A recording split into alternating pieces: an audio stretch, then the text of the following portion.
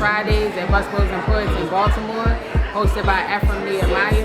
Really excited about performing tonight. There's a lot of really dope, young, new, fresh comics from the area. We'll see what happens. Put your left hand in the air. Y'all ain't see it, but she was like, oh, what's wrong with it? Got with the L. You know what the L you learned about the left hand, right hand. Put your left hand in the air. You just gotta commit at that point too. You just gotta be like, nah, fam, y'all got it wrong. This is the left hand. Put your left hand in the air. Put your right hand in the air. Start smacking them together as fast as you can. Start making some noise right now. And welcome to the stage, Mia!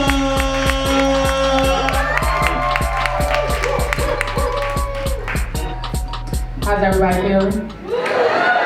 Awesome. I'm very tired, I'm not gonna lie. I work in Baltimore City Schools. I'm a teacher.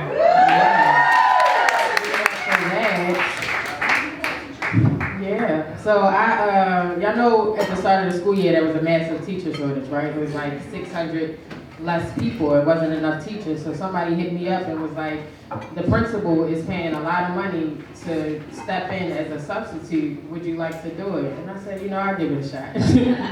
I'll try. So they called me for an interview, and I'm thinking it'll actually be a real interview. I thought they would, I sent like a random resume. It had nothing to do with teaching on the resume. So I thought they were going to ask me questions like, do you have experience with kids? Are you a psychopath? I showed up, and it was like, the hours are 8 to 3. Is this something you can do? And I was like, again, I can come at 8:30. They said, whatever you can do. Whatever you can do. Which, as you know, that should have been a major red flag, right? I work at a high school. It's such a surreal experience. I know a lot of people here got kids. How many people got teenagers? I'm about to say, your child grown.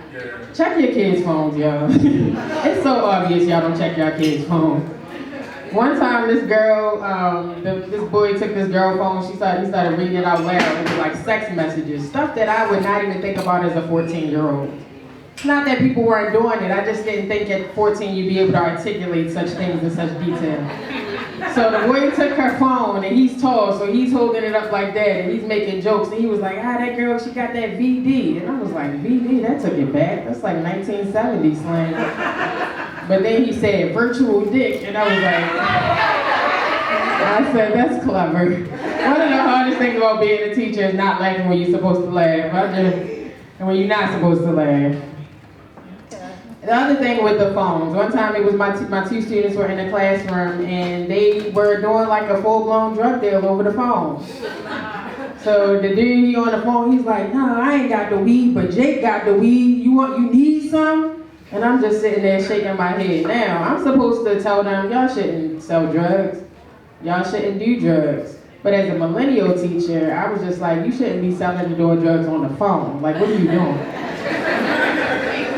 I was like, y'all not using emojis or nothing. We ain't got no advanced languages. Y'all ain't do like IFTGH or something, and that stand for I got the weed tomorrow. Like, y'all not doing none of that. Y'all just gonna say words flat out. Just, you don't know who in this classroom. You know what I'm saying? I was like, I ain't never doing nothing around these people.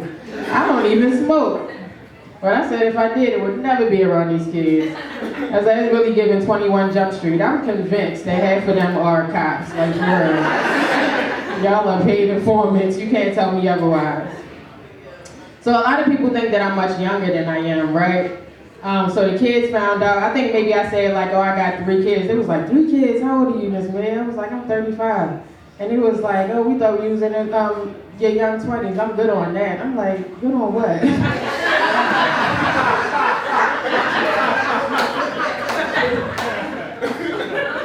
Like, I'm your teacher. I'm no longer like wet dream material. What are you talking about? He's like, you the age of my mother, okay? Exactly. And a lot of people will say like, oh, you should take it as a compliment that people think you look younger. I think it's a compliment when you're like 50 and look 35. I don't think it's a compliment when you're 35 and look 15, okay? People don't realize how poorly we treat black youth, but I do, because I've been a black teenager for 20 years. People are very condescending. You know what I'm saying? People are very condescending. They yell at you for no reason. They follow you around in stores. They take authority, especially with white people, they take authority that they don't really have. You know what I mean? I was working one time, I was walking down, somebody was like, why are you walking down the hall? But she didn't even work there. Why are you talking to me, ma'am? But sometimes I say I'm a lie about my age and only date men my own age so I can get like Uber rides and Air Maxes. I'm gonna attract the R. Kellys and get me some cash apps. So all I gotta do is practice saying, my man, my man, my man. If I can do that, I can pull it off, okay? All right, y'all, that's my time. Y'all have a good night. You already know what to do. Keep clapping, keep clapping, keep clapping, keep clapping. You're not clapping. I can see you not clapping. Put your hands together. You're not clapping either. You cannot clap. It's okay. You cannot clap.